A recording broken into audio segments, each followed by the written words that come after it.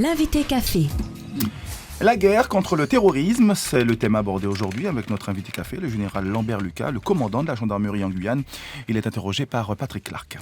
Bonjour général Lucas. Bonjour. Comment fait-on la guerre à un ennemi pratiquement invisible que l'on a du mal à identifier ?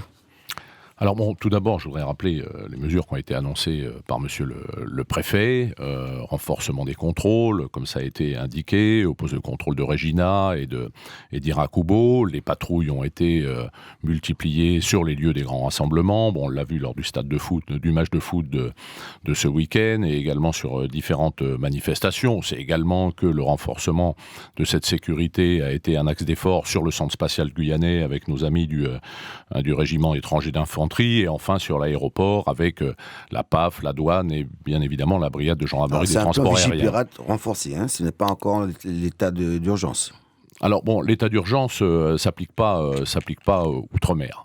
L'état d'urgence, c'est parce que je dirais pour des raisons évidentes. Je dirais on est quand même loin du centre de gravité des événements actuellement, même si la posture de vigilance, bien évidemment, doit être renforcée partout où il y a des intérêts français. Alors, je reviens à ma première question. Comment lutter contre un ennemi qui est invisible ? Alors, je crois qu'il y a eu beaucoup de commentaires sur différents médias, etc. On mesure bien la difficulté de l'exercice dans ce domaine-là. Pour ceux qui ont eu l'occasion d'aller sur un certain nombre de territoires en guerre ou en crise, comme c'est mon cas, ces violences transverses sont particulièrement difficiles à déceler et à anticiper. On n'est pas, nous, dans l'initiative. On est là dans une posture de résistance, je dirais même de résilience de nos sociétés. Et c'est bien là-dessus qu'il faut insister. Alors, le fait que l'ennemi frappe de l'intérieur, est-ce que ce n'est pas une plus grande difficulté pour les autorités ? Alors il frappe de l'intérieur, il frappe là où il pense que ça va faire le plus mal. Et on voit bien que la France est aujourd'hui dans le centre de ce viseur et de ce radar des terroristes. C'est bien ça. Alors il est à l'intérieur, il est aussi commandité de l'extérieur. Ce ne sont pas des violences qui s'arrêtent à la limite de nos frontières, on le sait bien. Une question de Véronique Betts. Après les attentats de Charlie au mois de janvier dernier, le préfet ici même nous disait que 6 personnes en Guyane étaient surveillées par les services de renseignement et les autorités. Qu'en est-il aujourd'hui ? Alors bon, vous comprenez bien que, je dirais, la confidentialité prime dans ce domaine-là. Il y a effectivement, comme monsieur le préfet l'a rappelé, sans aller plus loin, un certain nombre d'objectifs qui font l'objet de surveillance particulière ici sur le département comme sur l'ensemble du territoire national. Une question de Fabrice Craig. Les commentaires vont bon train sur les réseaux sociaux, d'où la mise en garde du procureur de la République. Vous avez une cellule de surveillance également de ces réseaux sociaux ?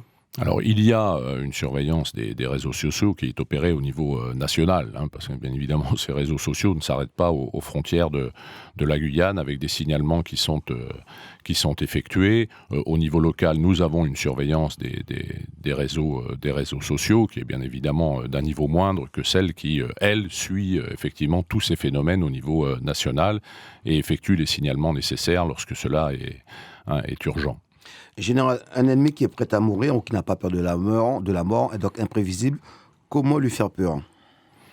Alors, l'idée de lui faire peur, ou du moins le neutraliser, Alors, je dirais, c'est bien la difficulté à laquelle on est confronté. Alors, quelle est la posture qui doit être adoptée par nos sociétés ? Si on attaque la France, c'est pas par hasard, c'est parce que la France, c'est un symbole. Parce que la France, c'est le pays des droits de l'homme. Parce que la France, c'est un pays au monde où il fait le mieux vivre et où les valeurs de liberté, d'égalité, de fraternité sont pas des vains mots. On se plaint, nous, beaucoup, les Français, de notre situation souvent, mais il faut pas oublier qu'on est sur les 200 pays qu'il y a sur la planète, probablement un des 10 pays où il fait le meilleur vivre.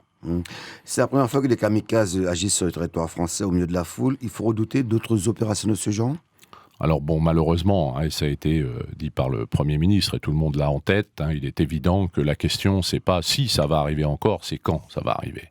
Et là, il y a une vraie réflexion à conduire au sein de nos sociétés, et de savoir comment on peut, nous, sortir par le haut de telles crises, c'est-à-dire en renforçant nos mécanismes de coopération, nos mécanismes citoyens à l'intérieur de nos sociétés, et de faire en sorte qu'après de tels événements, nous soyons encore plus forts. C'est là où nous gagnerons. Fabrice Craig. Justement, parler de coopération, est-ce qu'il y en a avec le Brésil et le Suriname ? On sait qu'il y a une filière syrienne qui arrive par ces pays-là pour arriver jusqu'au territoire français que représente la Guyane. Alors, il y a des coopérations, il y a des services spécialisés, notamment sur le renseignement intérieur, qui travaille ici en Guyane sur l'ensemble de ces problématiques. Et bien évidemment, tout ceci est suivi de très près. En général, certains des terroristes étaient connus des autorités. Ils avaient été signalés par une fiche S, c'est-à-dire qu'ils s'étaient radicalisés. Pourquoi ne pas les mettre hors d'état de nuire avant qu'ils agissent ? Alors bon, un certain nombre d'annonces vont être faites, je pense, dans les jours qui viennent. Moi, je ne vais pas anticiper sur ce qui va être annoncé au niveau politique. Nous, la réponse en tant que citoyens, c'est bien ce à quoi il faut penser, le développement des solidarités internes et de faire en sorte que toutes ces malheureuses victimes d'un terrorisme aveugle, ne soient pas mortes pour rien, et que notre société, plutôt que d'être pétrifiée face à cet événement, sorte plus forte et plus solidaire encore. Une toute dernière question de Véronique Betts. Est-ce que pour assurer la sécurité, on doit avoir moins de liberté ? Malheureusement, c'est ce fragile équilibre sur lequel il va nous falloir travailler dans les semaines qui viennent. Tout a un coût. Et la liberté du quotidien, ça a un coût aussi, et peut-être dans la réduction de ces libertés, effectivement. La question en plus, Rudy Carré. Oui, Général Lucas, entre ce qui se passe avec le renforcement ici en Guyane après les attentats et le quotidien, est-ce que vous avez assez d'hommes en ce moment ? Alors, oui, nous avons assez d'hommes. Bon, on est dans un contexte budgétaire qu'on connaît. Bon, on a un certain nombre de personnels. On a fait en sorte que la disponibilité soit accrue. Ça a été annoncé.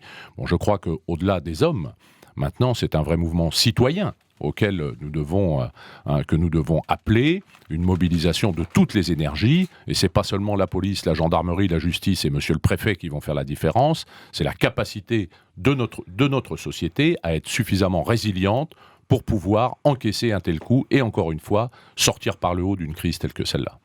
Merci Général Lambert Lucas, je rappelle donc que vous êtes le commandant supérieur de la gendarmerie ici en Guyane. Merci monsieur, passez une bonne journée. Merci de votre invitation. L'invité café.